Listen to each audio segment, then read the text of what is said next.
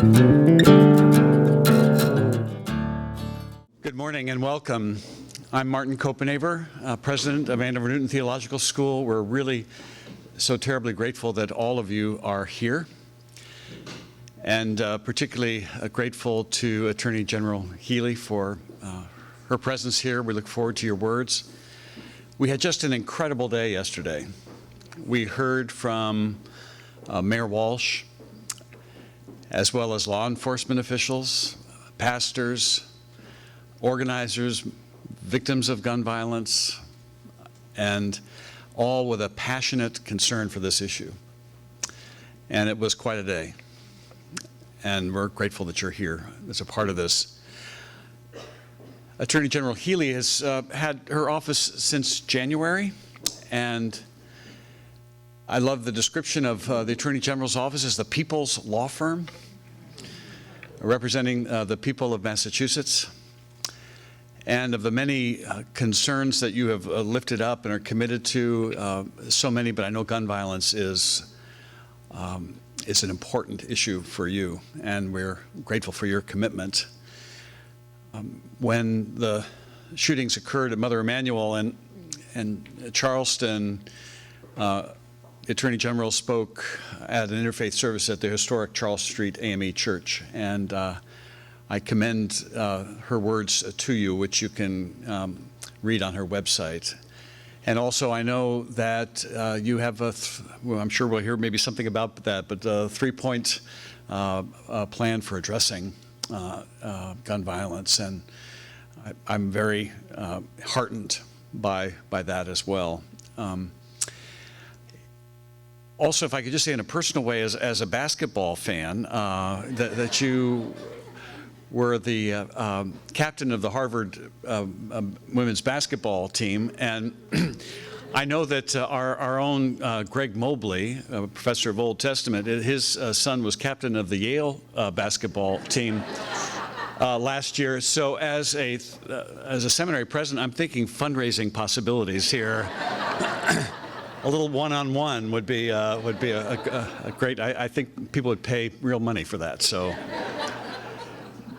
again, we're very honored and pleased that you're here. And without further ado, thank you.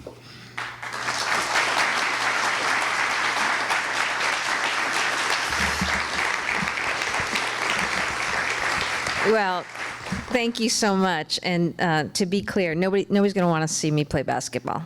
I just came from a group. I was meeting with a group of student athletes from around the state, and I was reminded about how old I am and how bad my knees are and the like. But it is a great game. It is a great game. The game gave me a lot. And we had a few decent showings at Yale. Won some, lost some over the years. All good. All good. Listen, thank you so much, President Copenhaver, for the invitation to be here today. You have such a beautiful and wonderful school.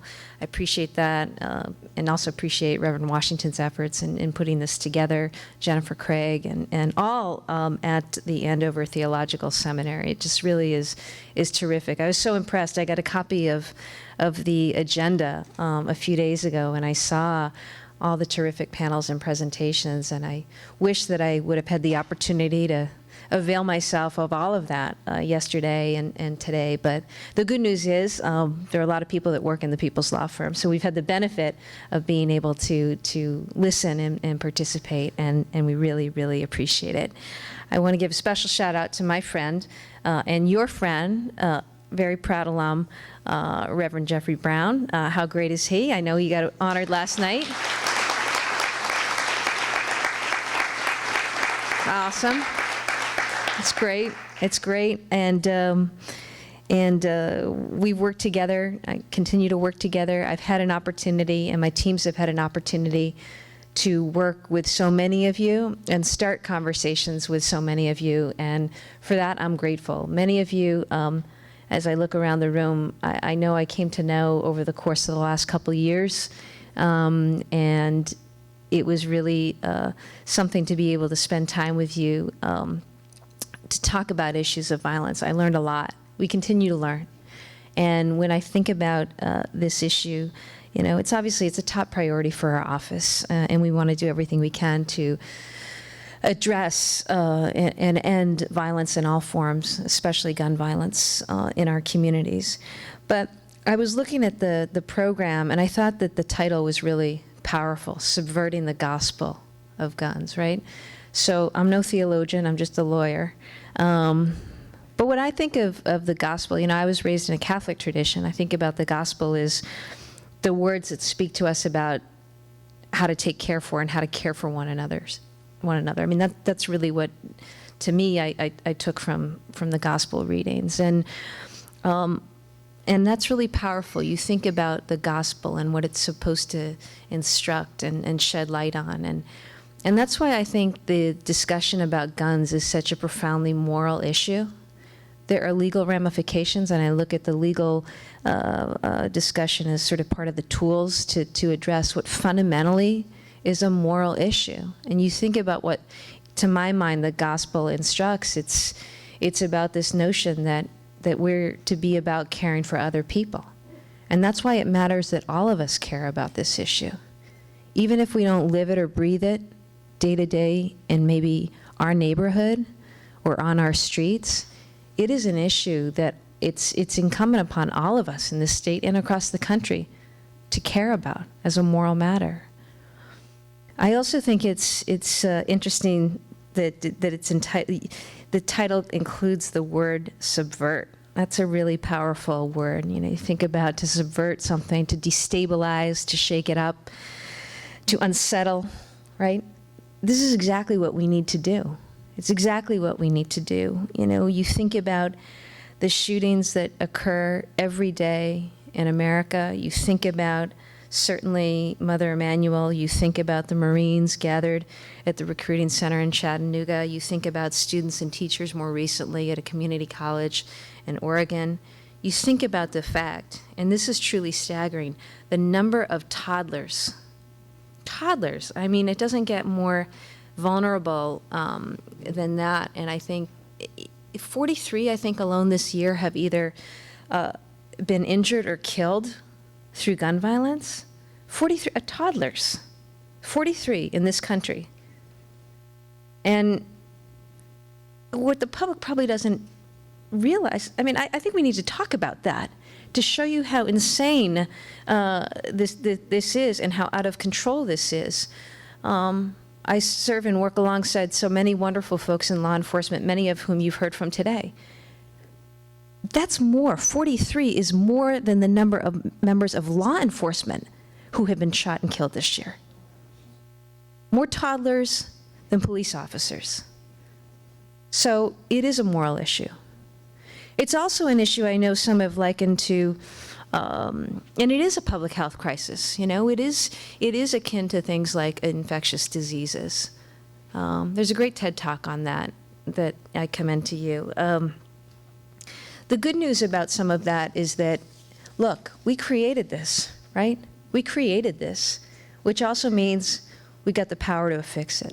We've got the power to address it, and we need to. As I said, since Sandy Hook alone, if you just want to take that snapshot, 90,000 people in America have been killed by a gun. 90,000. That's enough to fill the stadium just down the road at Boston College a couple times over. 90,000. And you think about that with each of those individuals, you've got somebody's mother, father, son, daughter, cousin, coworker, neighbor. You think about the networks and the profound impact that loss has on a family, a community, multiplied out. It's a moral issue. And we certainly in government, I believe, need to be able to address it and talk about it as such. The forms this takes in our state alone, I mean, just this year, you think about the young mother shot by the stray bullet on the street, the doctor executed while going about his business in a hospital. You think about the 16-year-old who was killed by some pressuring him to join a gang, and as he was dying in his uncle's arms, his coach was remarking that he was a kid who was great but lived in a violent world. So we owe everything we can to the young people. They are our future, and we owe everything everything we can muster to the victims and the families who have had to endure loss and trauma. I also am struck, now that I have this job. Back before I was just a civil rights lawyer in the Attorney General's office, and I love my work. But now I'm an elected official, and we've got our own social media and Twitter and Facebook and all that. And I was watching, in the aftermath of Oregon, the pronouncements in the social media by all these politicians and elected officials across the country. And I don't know about you, but I am sick and tired of politicians and apologists who offer thoughts and prayers to victims and families after every shooting. We don't, yeah.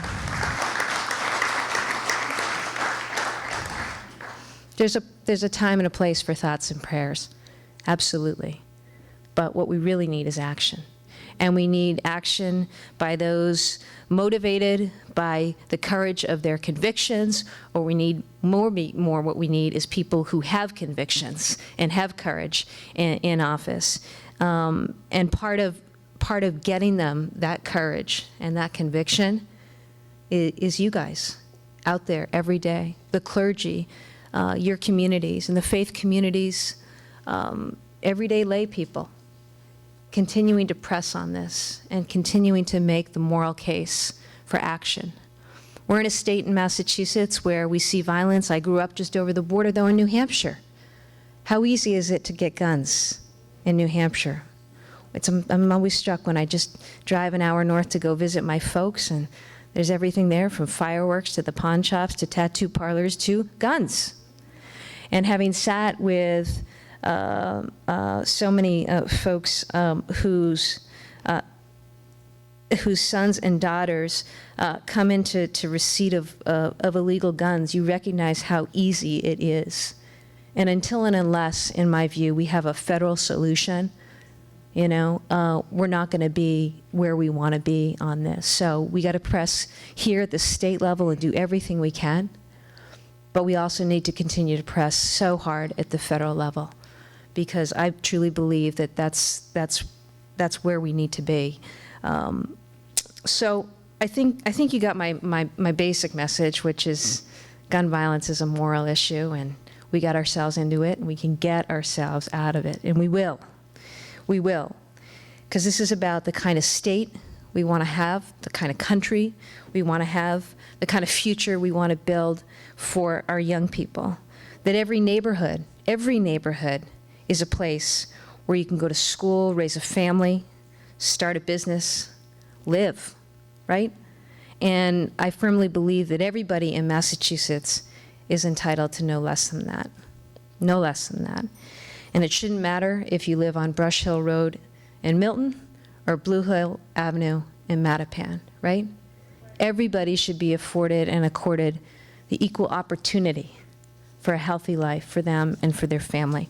And that, unfortunately, just isn't the case today. But let me tell you about some things that I think, from my perspective, need to happen, and things that I want to work on with you. First of all, disrupting cycles of violence and trauma and guns and illegal gun activity. And I've learned so much from so many of you in this room about this and about the need to break cycles of violence and break cycles of trauma. Part of this, I will tell you, is about ensuring that people have access to safe housing, to health care, to education, to jobs. These are what I think about as the building blocks of healthy communities. And it matters, it matters what we have at our foundation, because we can put in the fancy windows and the fancy roofs and all this, but if we don't have the solid foundation in our communities, it's all going to fall apart. So I think that we have an opportunity, certainly through the Attorney General's office and the work we do, to press on all of those fronts. And I think that's a piece of this. As I say, when we're talking about accessing some of the basic building blocks of a civic society, transportation, where you live, how you live, can you get to work, can you get a job, what your education level is, what's happening with your intersection in the criminal justice system, right? The disparities that we know exist and persist need to be addressed as a civil rights matter and as a moral issue. And addressing those will help and will have an impact, I believe, on reducing violence in our communities. Now, when we fail to make available those opportunities, we know what happens, right? We know what steps in to fill that void. It's just like, we do a lot of work in housing in the state, and we have been through so much with the foreclosure mess and the subprime lending debacle. And I think about some of the blighted properties that now exist in places, right, as a result of that egregious misconduct. What happens with some of those buildings? You know what happens. You know what steps in to blighted properties. And it's the same way when we think about communities, that are down, that are suffering, that need support. If we don't act and provide that support, what steps in? And it creates more of an opportunity, I believe, for crime, for violence, for abuse, for mistreatment of one another, and for trauma. And that's why I think it's so important that we make sure that services and programs meant to assist communities that have been traditionally underserved or not served at all get to where they need to be. And we need to make sure that that happens. Now, I know as Attorney General, I can't do this alone. My office can't do this alone. But we sure are going to be at the table, working with stakeholders, working with policymakers, working with you to make sure that happens. That also means expanding certain programs that we know do work. I know that you've heard from Commissioner Evans and from Mayor Walsh, and they've talked about their work and their commitment. Youth Connect, the partnership between the Boys and Girls Club and the Boston Police Department, right? It's a simple sort of concept, but effective, connecting the clinical social workers with some of our most at-risk youth and their families, building those bridges and building the support. We need to create opportunities for young people. One of the things that we had a chance to do this summer is we had a little bit of money left over. When we go out and sue companies on your behalf in your name, I want you to know we recover money sometimes, and of course we have to give it over to the legislature, most of it. Sometimes we get to set it up, though, and have some money to fund projects or initiatives. And one of the things we did this summer is we funded $300,000 worth of summer jobs for kids, predominantly kids of color, 200 jobs for at-risk teenagers in Lowell and Springfield and Fall River and Boston, all across this state. And all told, we were able to fund, I thought this was pretty cool, 36,000 hours of working time. So, I think about the ways in which those young people could have spent all those hours. And I think it is so important that we provide opportunities. We got a problem with youth employment or unemployment in our state. I worked when I was young. It was good for any number of reasons. We just don't have the kind of opportunities that we need to have for kids, particularly kids in poor communities, particularly kids in communities where there is violence in disproportionate numbers in our state. We got to provide that statewide, but particularly in those communities. So that's something that I want to continue to focus on. I'm committed to finding the resources we need to keep programs going that are working, but that isn't nearly enough. I fundamentally believe, and I will work with others across this state, leaders, policymakers, and you, to make the case for a massive investment in young people, in school and in programming, and helping them build healthy, constructive lives, to ensure that every young person in this state can see a future for themselves and for their neighborhoods. That's fundamentally where we need to be and what should drive us. We also need to take on a culture of violence. I think violence is all too accepted in our culture. You turn on the TV, you look at what is covered in the news, you look at our movies, you look in and you listen to our music. We glorify violence in any number of forms, and we really need to address that culturally and shift the lens away from that. It also, there is also, I think, a great need to destigmatize and help those who have been victims of violence. Help them and support them so that they can come forward.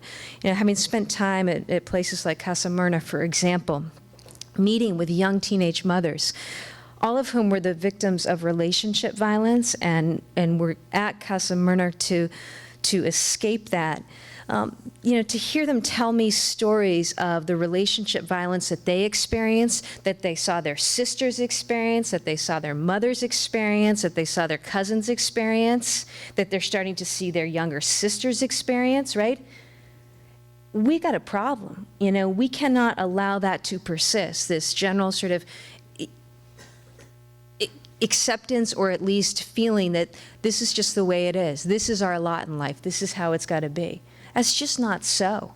And so I think it's so important that we, first of all, fund and support organizations that provide safe housing, provide resources to survivors and victims of violence, and help families who are trying to escape violence in their neighborhoods and in their communities.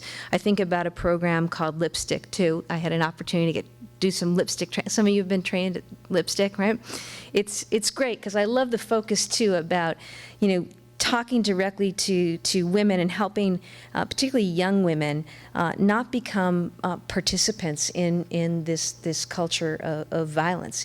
You know, teach them not to be straw buyers or straw holders of guns for boyfriends or brothers, because far too often we see more girls and women now going to jail as a result of illegal gun activity, and the men are left home, right? So how do you empower and train our young women on how to, and I see fierce young women in the front row. It's awesome. Yeah. So, you know, like, but that's part of it, right? Supporting efforts like that.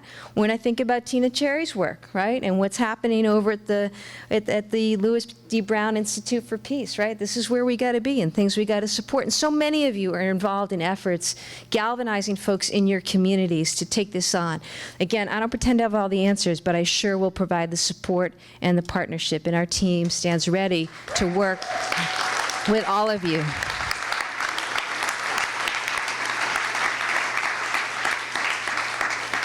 And building support, you know, support comes from different places and unexpected sometimes. A few weeks ago, when I had made some comments about the pervasiveness of sexual assault and domestic violence in our culture, I got a call from Robert Kraft and the Patriots, and they said that they wanted to fund $500,000 to support a program that we created together, relying on Northeastern University's curricula, mentors in violence prevention, getting into schools across the state, teaching coaches and teachers about how to prevent relationship violence, how to deal with conflict resolution, and how to train and empower students so that they can peer-to-peer talk to one another about building emotional competency. Some of this is that, you know, to my mind. And I feel like it probably shouldn't just start at high school. It should start at a much earlier age, but we'll see what we can do with this as a start. But the idea is we need to do a better job of providing young people with the tools, you know, so that they can model better behavior. You know, because I don't care, you know, you look at the musicians and Chris Brown getting a pass. You look at some of our athletes, right, getting a pass. And we're talking about violence in all forms: guns, gang, domestic violence, relationship violence. Let's at least, you know, if they're not going to get it right, let's get to the young people and support them and help them. And so our program's called Game Change. If you know of a high school in your area that might want to apply to participate in this program, we think it could have an impact, and would really love a chance to work with you. So breaking cycles of violence also means reforming our criminal justice system, right? It does mean looking at what is working, what is not working, what are the outcomes. Yeah, I think it's very good that our chief of the courts here, Chief Justice Ralph Gantz, together with legislative leadership and Governor Baker, have invited in the State Council of Governments to conduct a review and an analysis of what's happening in our criminal justice system. I think that's going to be really terrific. I've already met with them briefly.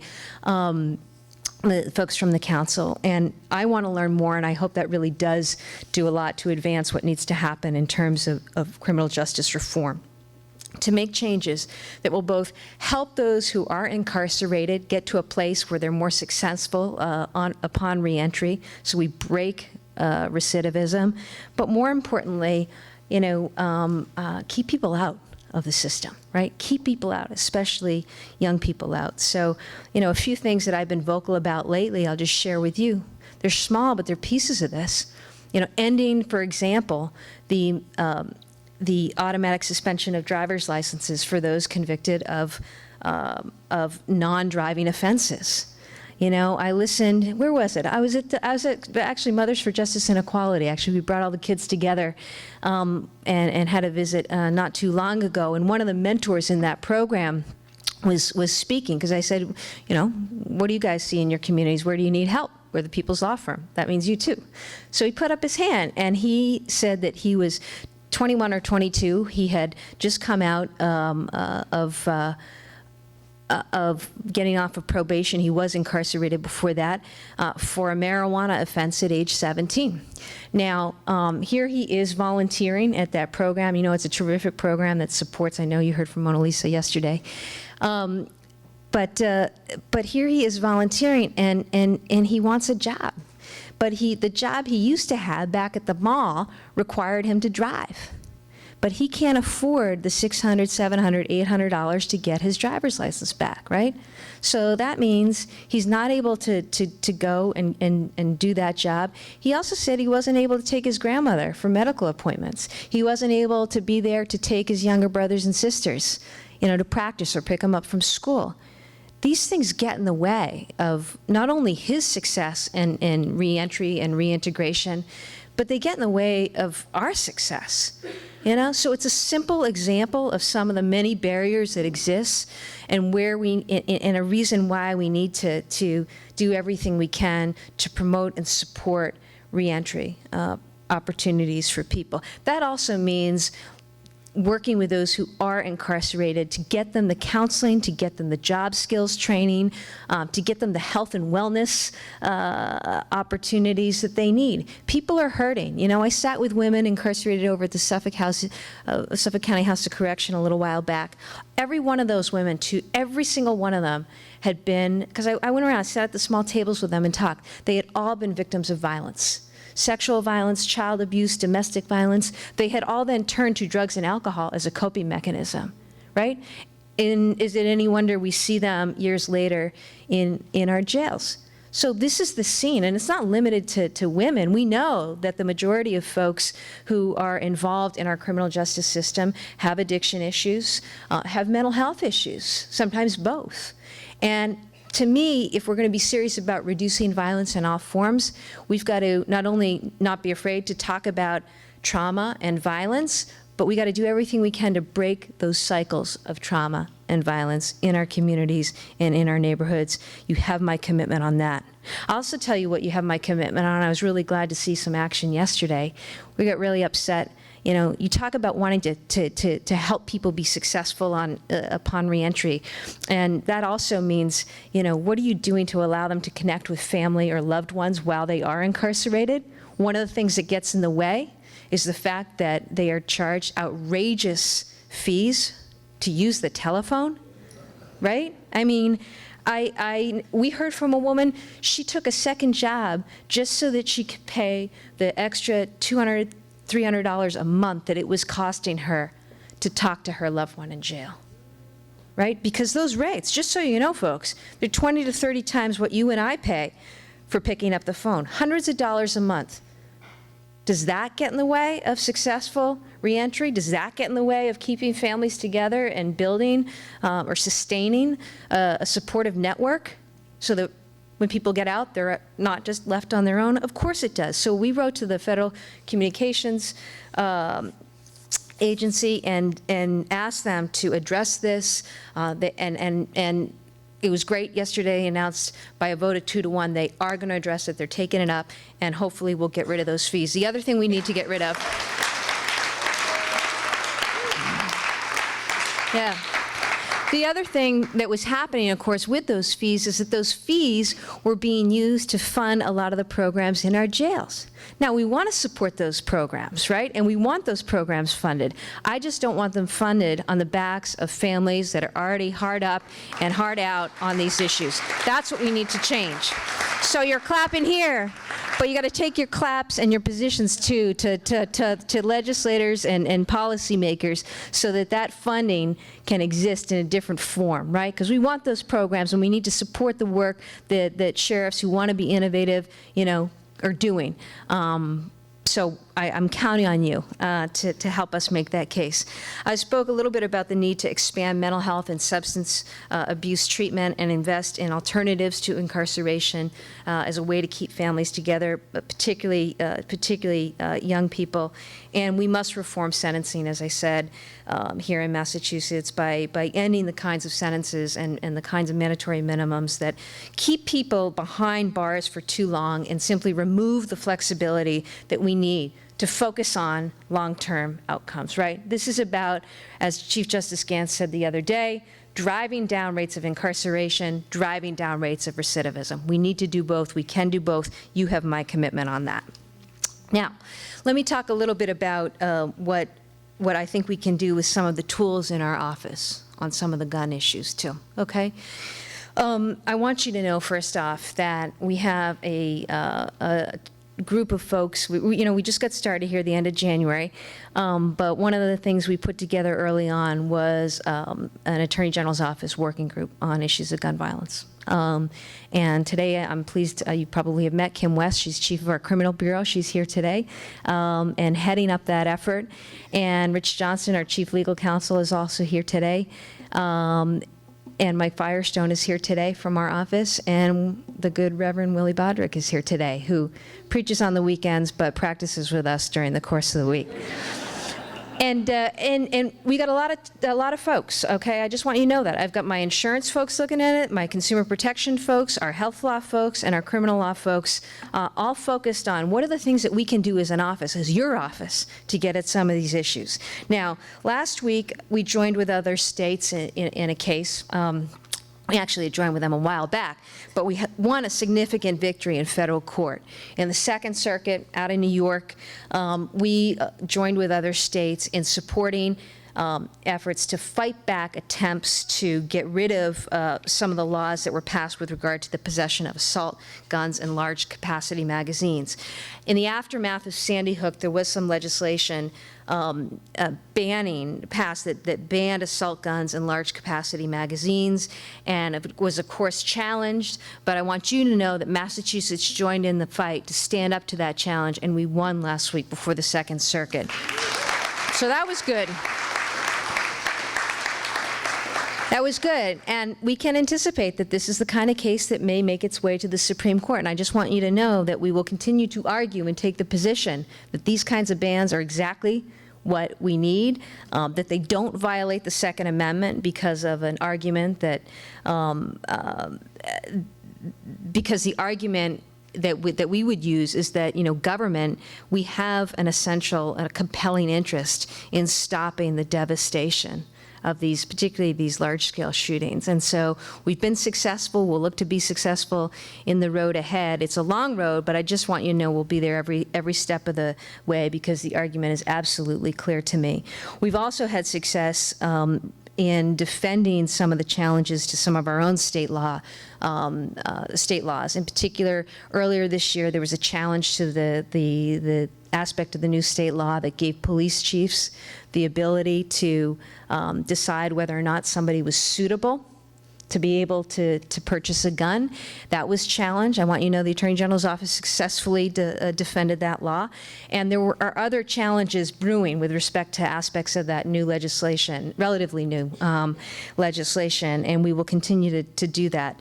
We've argued for stronger background check systems, and we fought for a very strict interpretation on the federal ban on straw purchasing, which brings guns from states like Arizona and Alabama into states like Massachusetts. And another thing that is happening is we're looking very closely at internet sales of guns. I'm sure some of you have gone online to see what's available there. And we need to do everything we can to stop the sale of illegal weapons and stop illegal weapons trafficking online. So we're committed to all of this. We'll continue to work on all of this. But of course, we have more to do. I mean, to change laws and policies at the national level, we have a lot more to do. And I am committed to working with fellow attorneys generals from around the country on this issue. I will tell you that it's very interesting. I went to my first meeting of the other attorneys generals earlier this year. And I was saying goodbye to the newly elected president, and who's from South Dakota. And in the course of saying goodbye to him, I was sort of giving him a friendly hug, because we're saying goodbye. And I realized he is carrying a gun. And, and we were in, like, San Diego. I mean, it was, but it's just to say, you know, we know, and I know, and you know, the reality of the fight and people's beliefs. That said, again, this is a moral issue, and I hope that we can get to a place where people think about those 43 toddlers and act, right? Because this isn't about hunting, you know, this isn't about recreation. This is about gun manufacturers and gun companies making a whole lot of money. And this is about them then using that money to get what they want out of Washington. And, you know, as I said, we got ourselves into this, we can get ourselves out of this.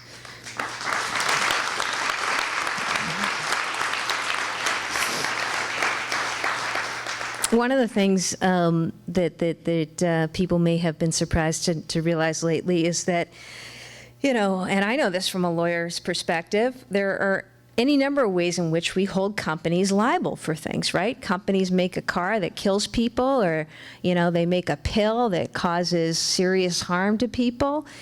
They process food in a way that kills people. We sue them. We hold them accountable, right? They're liable.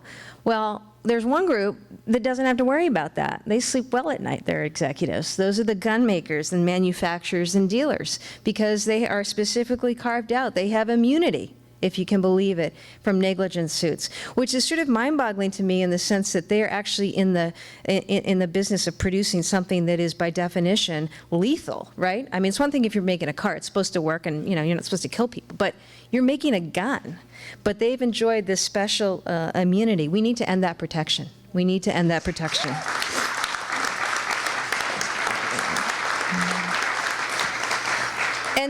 And there's glimmers of opportunity. You know, 2 weeks ago, I think it was a jury in Wisconsin held that a gun dealer was liable to police officers, who so oftentimes are the ones that show up and find themselves on the wrong end of something. But the good news in this case is that this jury held that gun dealer liable for the shooting of police officers by guns sold from their shop. And that's a store, that was a gun dealer that had a history of looking the other way and selling guns that were used to commit crimes all across the state of Milwaukee. That's the kind of action that we need. So that case tells me there's hope for the future, that people get it. There may be some in Washington who don't get it, but the good news is the people get it. And if anything, I put great faith and trust in people. Look, there's so much we need to do. We need to pass comprehensive federal background check systems that actually talk to one another in real time. I think the public probably would have expected that already existed. It doesn't. It needs to. We need to reinstate the federal assault weapons ban. We need to use government to advance technologies as well that will make guns safer, smarter, and harder to traffic. And I know you're going to hear more about that. Look, I know there is a lot more that we could say that could be said, but let me just conclude by promising to all of you that my office and me, we're going to be partners with all of you in this. We've got a lot of work to do, but I think that, as I say, in addition to making the case legally, right, which I have, you know, some ability to do, we got to make the moral case, and I just want you to know that as the people's lawyer, we are prepared to make the moral case, for every neighborhood, for every community, for every family in this state, and that's an argument we need to take outside the bounds of Massachusetts. And as I look across the room today, and the likes of all of you and what you bring to this, I know that we can do great things and we can get this done. So thank you so much for your commitment. Thank you again to the school for putting this on.